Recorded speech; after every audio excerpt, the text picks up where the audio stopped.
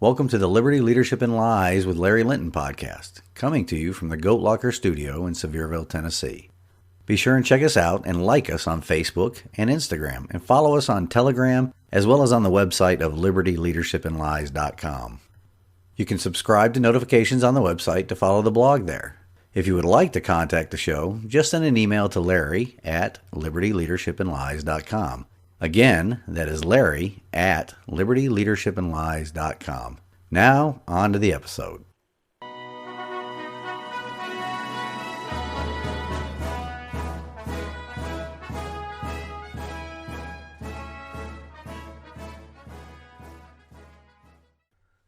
Leadership. Where is our national leadership? That really is the question every citizen, especially those that still retain critical thinking skills despite attending government schools, should be asking themselves for the past 8 months. There are two meanings behind that question as well. It often appears here lately that the quote-unquote elected leader of the United States of America, the guy that supposedly received 81 million votes, the most votes for a president in the history of our republic, because he ran such a successful campaign from his basement and had tens, literally just tens, of people show up to his public events across the country.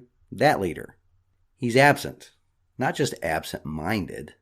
Where is the leader of our country and the appointed members of his cabinet?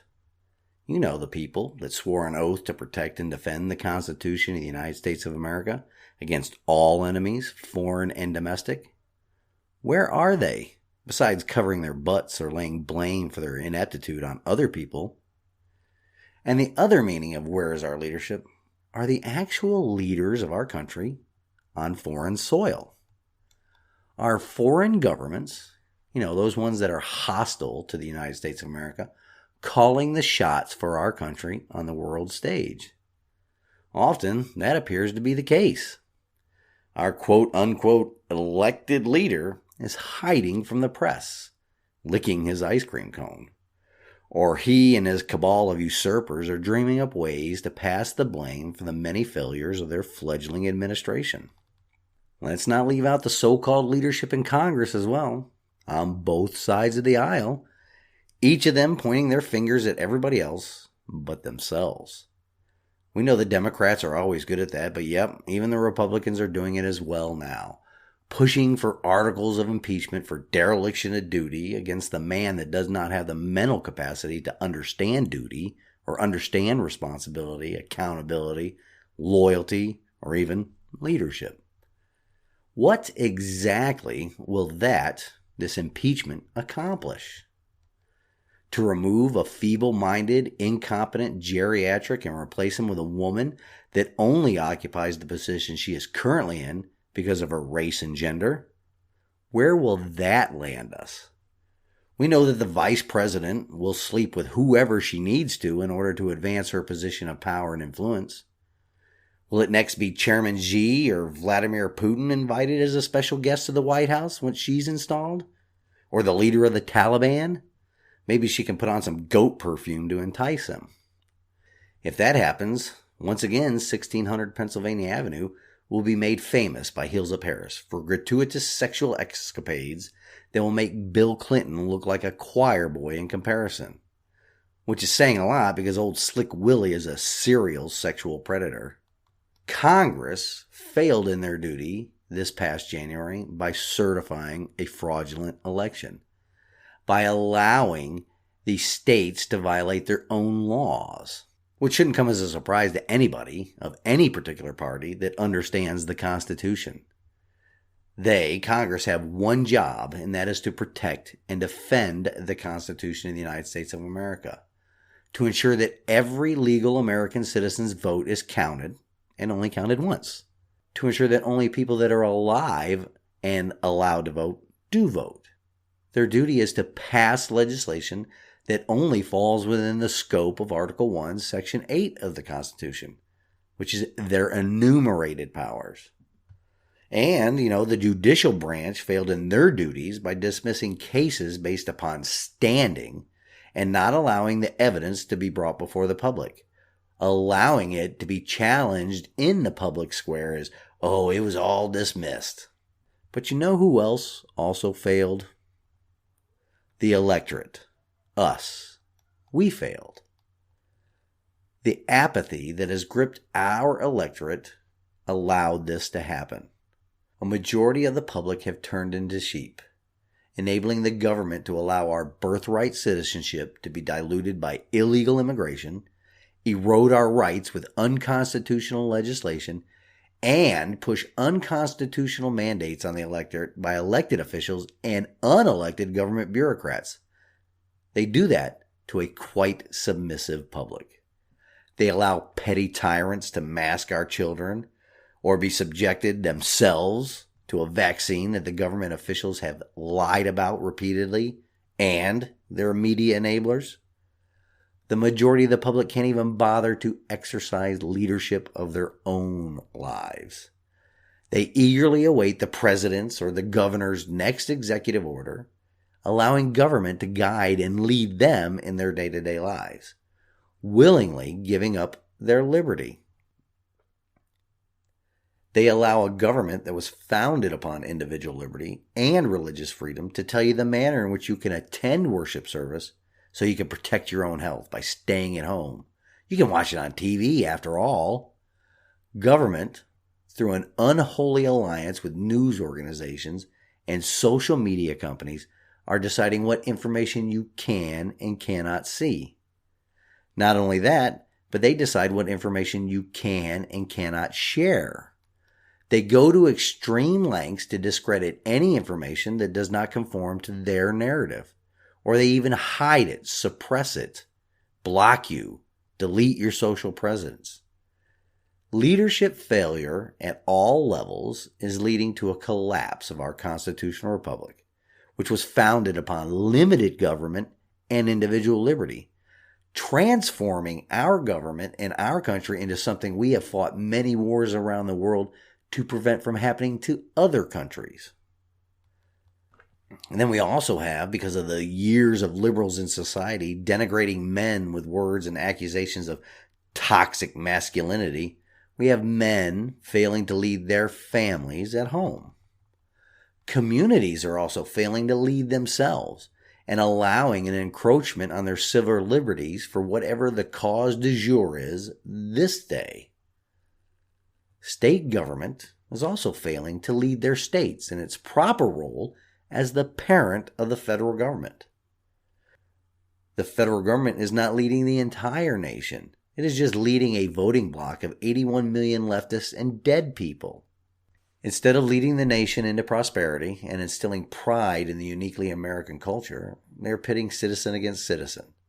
They attempt to lay blame everywhere else rather than accept responsibility and take accountability for the disastrous actions our government takes on the world stage. Elected officials in state houses and in Congress failing to be servant leaders, and instead they're turning into mini tyrants. The citizens are not forcefully standing up and calling them out for the hypocrites and tyrants they are. Some are doing it, but not enough to really make a difference. There are many reasons behind what happened in Afghanistan last week, and the least of which is the ineptitude of sleepy Joe Biden. To place the entire blame on him is unfair, really. Although the results are exponentially worse because of his lack of leadership and the leadership abilities of those that serve in his cabinet, let's not forget that Congress approved those appointees. The rock star / musician wannabe that currently serves as the Secretary of State was approved by the Senate. The, quote, white supremacists are behind every tree, unquote, Secretary of Defense, whose appointment was approved by the Senate, but remember, Congress also had to give him a waiver to serve in that position. The completely inept, backstabbing weakling that is his principal military advisor, chairman of the Joint Chiefs of Staff, General Milley. By the way, have you seen him lately? He is definitely not within body fat standards to continue service, but I'm sure that he's surrounded by a bunch of yes men and women that signed off on all of his body composition assessments for years. When I was on active duty, we administratively separated sailors with more leadership abilities in their knife hands than that weak, out-of-standard general possesses in his entire body. I had to work hard because I came close to that body composition assessment failure many times. It takes hard work, and it doesn't look like he's willing to put it in. Then there's also President Biden's national security advisor, Jake Sullivan. This worthless individual admitted on CNN that the Taliban were still seeking to attack our homeland, yet he backed the plan that resulted in providing that terrorist regime with billions, that is billions with a B, of dollars of our state-of-the-art military arms and equipment. He's also married to the super leftist lawyer Maggie Goodlander, who served as counsel for the House Judiciary Committee and House managers for at least one of the impeachment trials for President Trump. What kind of pillow talk do you think has guided Sullivan's actions since his appointment as the National Security Advisor? Everything is orange man bad.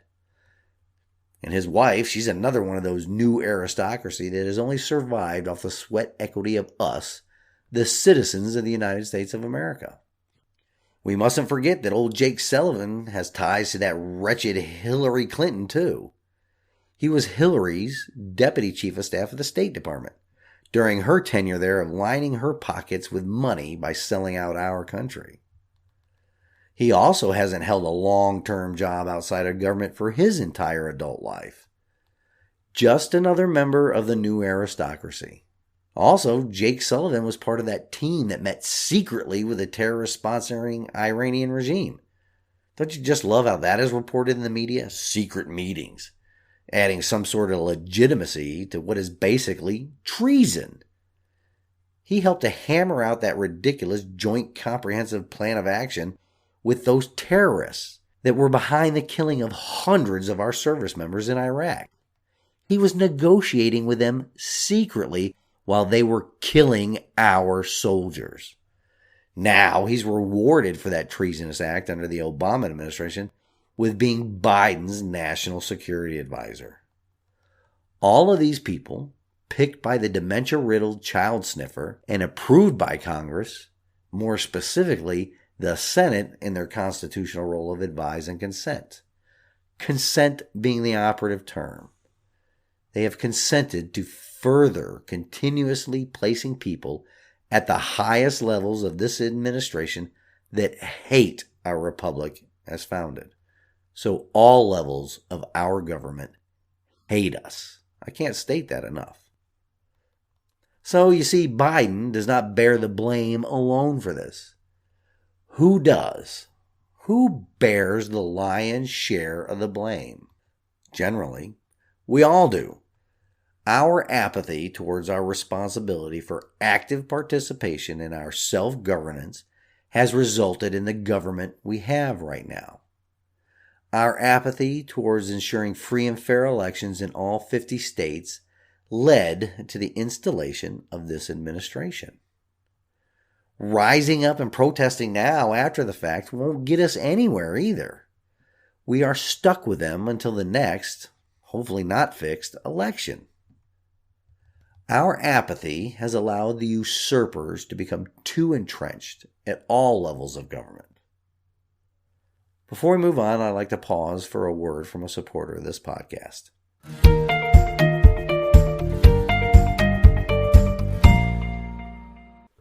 Mrs. A.J. DePriest is the director of Proposal Logic.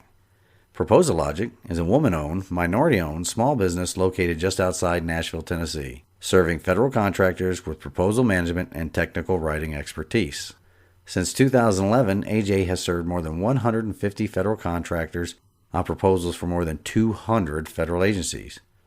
While average win rates for federal proposal developers rest around 35%, AJ finished 2020 with an astounding 100% win rate for her clients.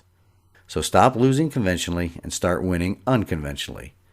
If you are a federal contractor and you are ready to win government contracts, contact AJ at 615-474-2123.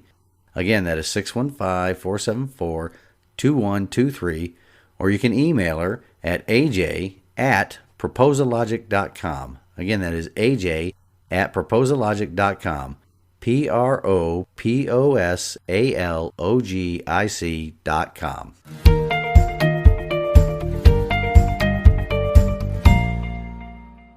So yes, dear listener, all of the electorate bears responsibility for what our government does to us and on our behalf. We have allowed it, mostly through inaction and apathy, but most assuredly, we did this to ourselves.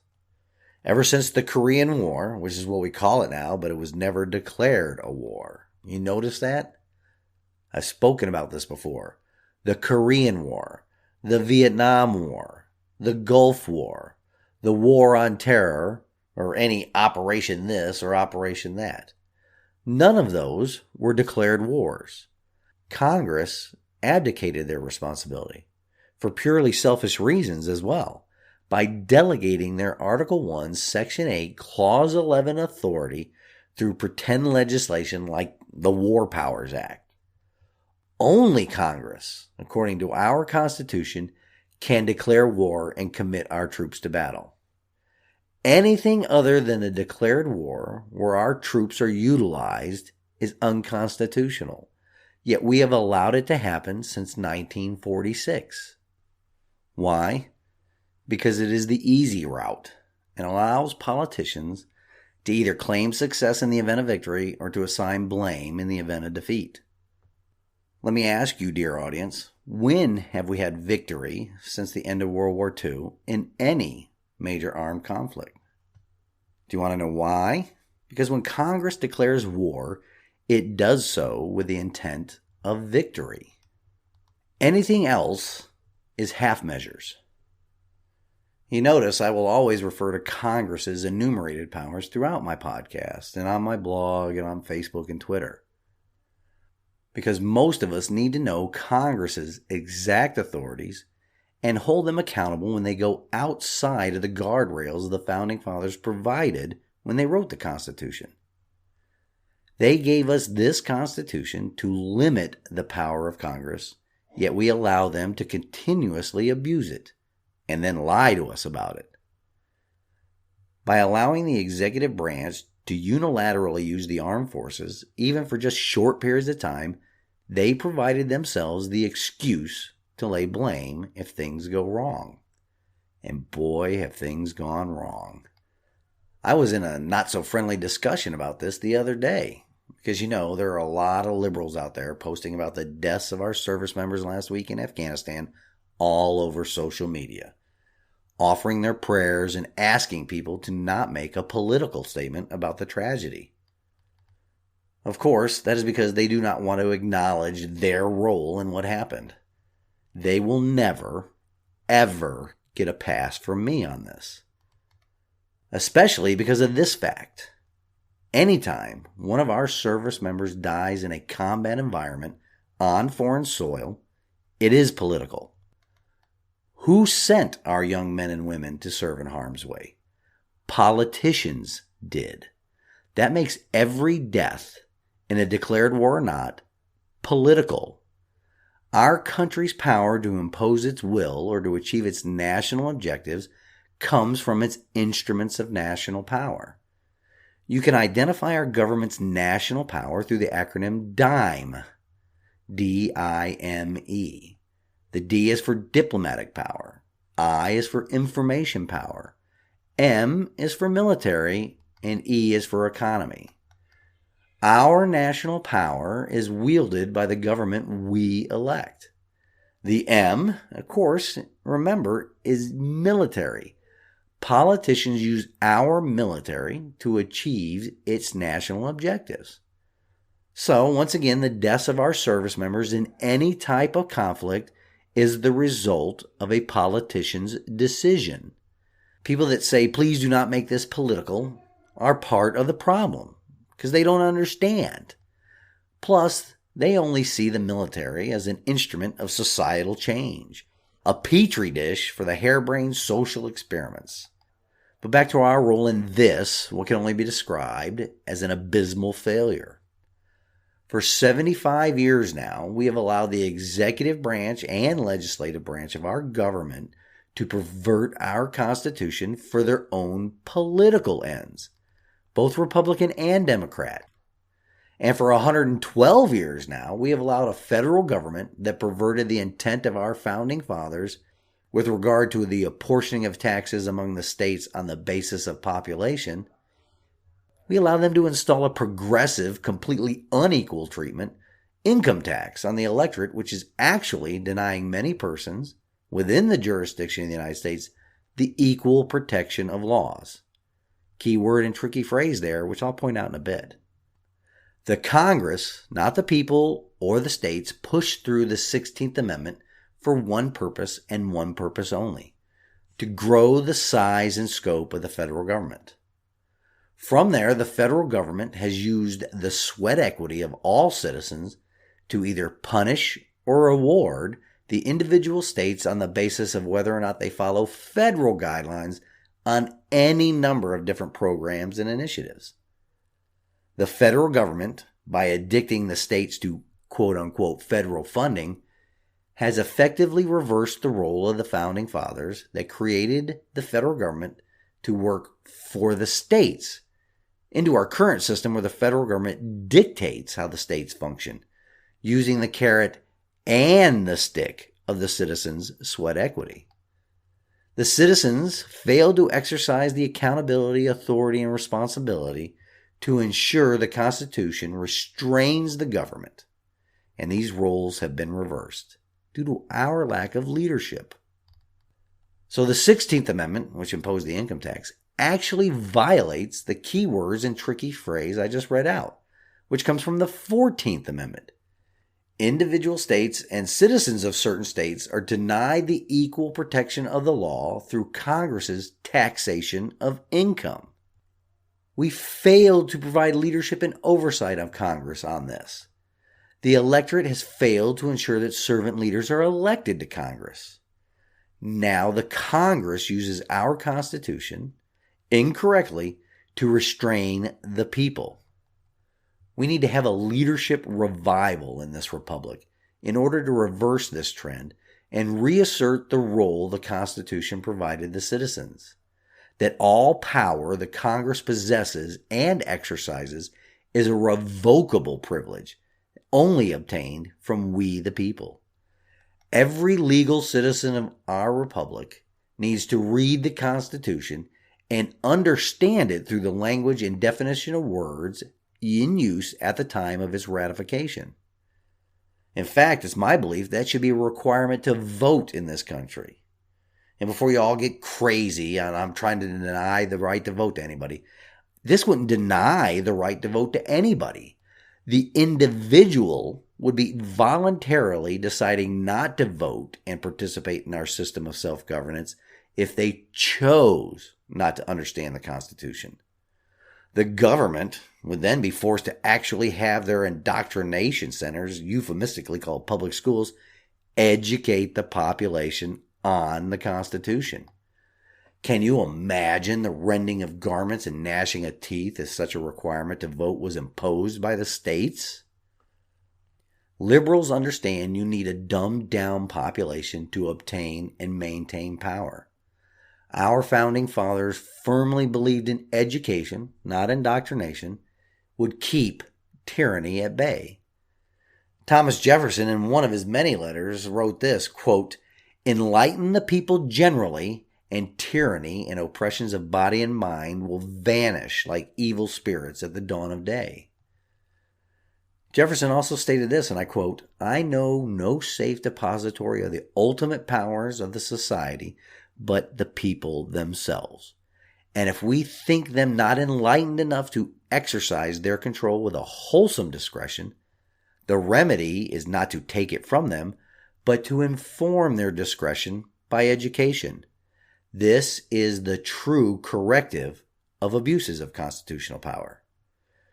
How much foresight did he have in that?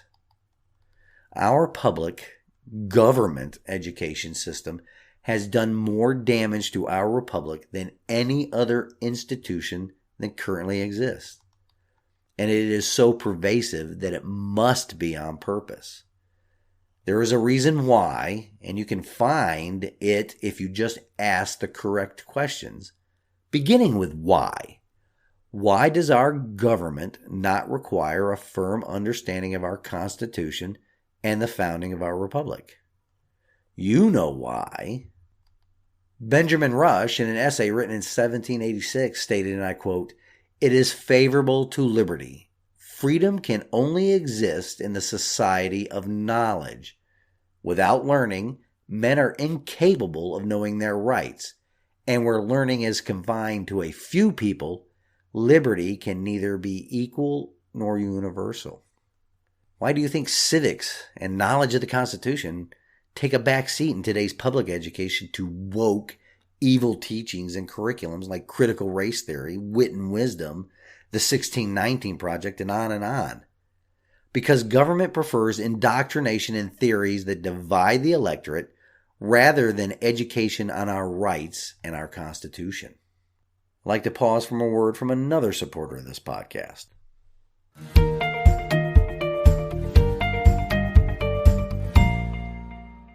For all my listeners that live in the Hampton Roads area of Virginia, I want to give a huge shout out to one of my all-time favorite car mechanics and longtime good friend, Glenn Moser. He is a supporter of this podcast and the owner-operator of Professional Auto, located at 5900 Thurston Avenue, Suite Alpha in Virginia Beach. Phone number is 757-962-0102. Not only is Glenn an extremely talented mechanic, but he is also a great American and a staunch supporter of our constitutional rights. My family and I relied on Glenn and Professional Auto for all of our vehicle needs when we lived in the Hampton Roads, Virginia area. Quality work at a fair price and service with a smile are what you will receive when you take your vehicle to Professional Auto. I encourage all my listeners there in the Hampton Roads area to look them up if your car needs work. Again, that is Professional Auto, 5900 Thurston Avenue, Suite Alpha in Virginia Beach, Virginia, and the phone number is 757-962-0102.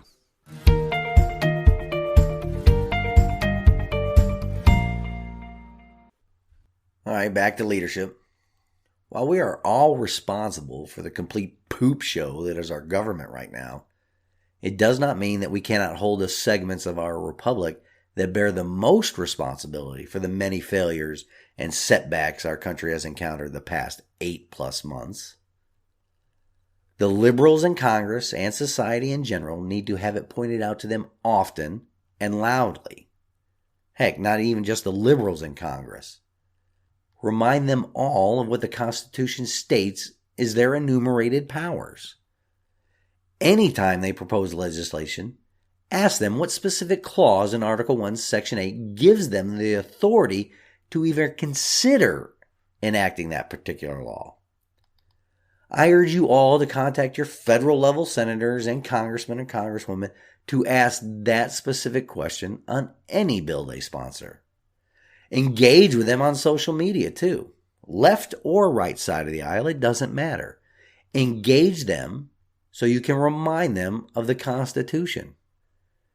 I've been doing that regularly on Instagram, Facebook, and Twitter. While they don't answer the question, it sure does bring out the liberal trolls. They do not like it when the government authority is questioned, especially when it is being done to their preferred candidate. Again, while it may seem pointless to engage them directly, you are not doing it for their benefit. You are doing it for the benefit of other people following those threads. You just may get them to look up the Constitution and see just how much Congress is perverting it. You aren't doing it to try and convince the liberals, the big government sheep, of the error of their ways. I don't think their ilk will ever see how wrong they are. Liberalism is a mental disorder. But you have to hold them publicly accountable, so those people that are fence setters or those who chose not to participate in self-governance are finally convinced to get off the bench to work for a restoration of our founding principles and for a return to a government that is of, for, and by the people, that operates within the limits set forth in the Constitution. It also has the added benefit for you, so that you can arm yourselves with the knowledge of our Constitution and our founding principles, so you can stand in the arena and withstand the verbal assaults of the woke crowd. Our electorate has failed to provide leadership to the government school systems for so long now that we have a couple of, or maybe a few generations of people that are unaware of the true role of government at all levels in our lives. They are unaware that the Constitution was written to restrain government, as were the constitutions of the individual states. Congress has transformed its role of representing the people to ruling the people. This brings to mind the message in my church the past few weeks and how it ties into what one of the biggest tyrants of government today is, Nancy Pelosi. She routinely, incorrectly, likes to twist biblical scripture in order to fool her constituents along with the rest of the country to keep her grip on power. Anyway, it ties into scripture, particularly Genesis, where the serpent tempted and convinced Eve to eat the forbidden fruit, telling her that, quote, "For God knows that when you eat from it, your eyes will be open and you will be like God." Old Nancy herself equated Democrats to God in an interview in 2006 when she stated, quote, "You don't need God anymore. You have us Democrats." In other words, eat from the tree of the Democrats, from the liberals. You don't need God anymore because you will be like him. According to her, Democrats have replaced God. Cunning and evil is the only way I can describe the Democrat Party. They do away with true education in our country, and they also replace God with the Democrat Party. How's that been working out for us? How has that been allowed to happen? Because we, the electorate, have become apathetic in providing Congress with leadership and oversight. So it is long overdue that we shake off this apathy and regain control over our elected representatives at all levels of government. It is way past the time where we need to remind them that all power and authority they exercise is derived from the consent of the governed, and we can choose to take away that consent at any time. We need to be true servant leaders in our homes, in our communities, in our businesses, and especially in our constitutional form of self-governance. Our founding fathers gave us this awesome responsibility, and we need to be reminded of it daily. Before we close the show, I'd like to leave you with this from God's Word. 2 Chronicles 15:7. "But as for you, be strong and do not give up, for your work will be rewarded." We need that revival. The revival of our knowledge and our responsibility to our constitutionally protected, God-given rights and ensure our republic endures through this time of great trouble. We need that revival to ensure that we pass along to our posterity the greatest nation of free people that mankind has ever known. That will be our reward in this temporary home on earth. Until next week, stand in the arena with me. Reveille, it's time to wake up.